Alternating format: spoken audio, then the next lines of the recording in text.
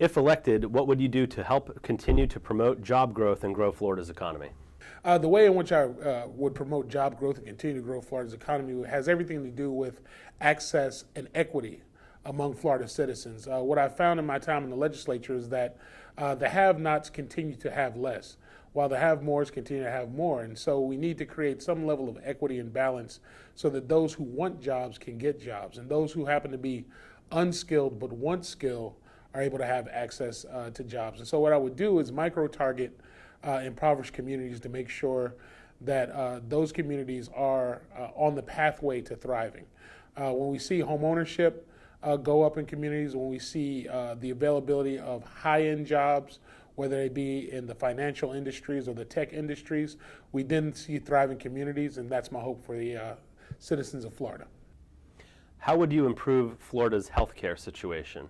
Oh, the way in which I would try to improve Florida's healthcare system is making sure that doctors, nurses, hospitals are properly compensated for the work that's being done. We want to make sure that all Florida citizens, all 20 million of Florida's great citizens, have some level of comparable access to quality health care around the state. So making sure everything from the federally qualified health institutions to our safety net hospitals to our private hospitals are being properly compensated through any mechanism that we have, whether that be the low-income pool, whether that be through Medicaid or Medicare reimbursement.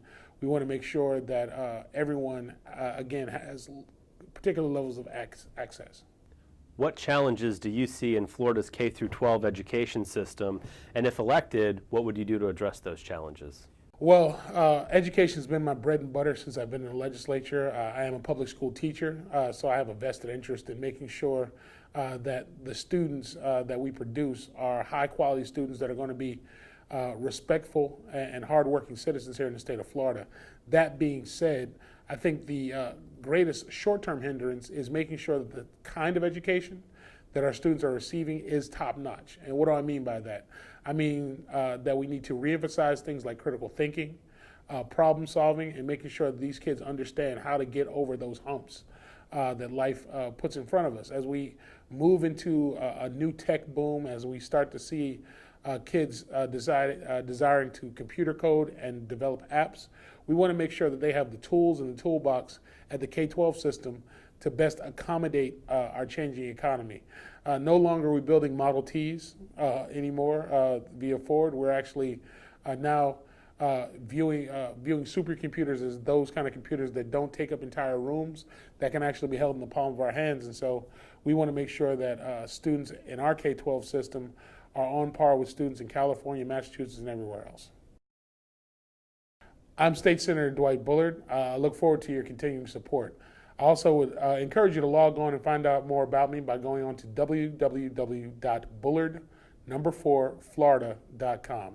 Again, that's bullard4florida.com. I also ask those of you who are social media savvy to not only log on to my website, but follow me on Facebook, Instagram, and Twitter. Thank you so much.